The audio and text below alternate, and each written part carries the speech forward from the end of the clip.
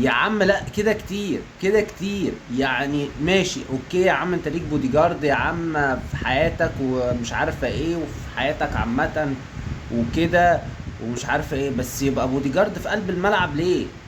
يعني بودي جارد في قلب الملعب ليه؟ يعني ايه يعني اللعيب هيعمل لك ايه؟ طب بص بص بص بص بص بص، مفيش كده في قانون الفيفا، مفيش البودي جارد يروح داخل جوه الملعب ويروح يحوش. ليه؟ هو معاه سكينه يغز؟ يعني مفيش كده. وانا شايف ان الحته دي اوفر جدا.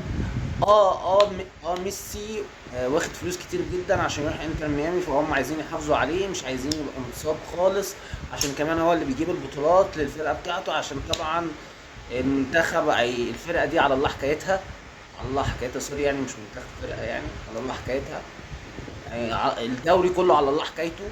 تمام. فميسي تقريبا هو اللي بيلعب مع نفسه وبيجيب الاجوان مع نفسه، هو ناقص حتى يجيب اجوان عليهم يعني.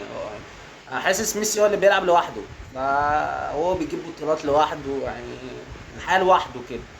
تمام. مش زي الدوري بتاع كريستيانو طبعا. الدوري السعودي دوري تنافسي وبنزيما وكانتي وماني ومش ونيمار، ناس تقيلة وناس عريقة. فاهمني؟ فبجد بجد ميسي بيقل من نظري كل يوم كل يوم.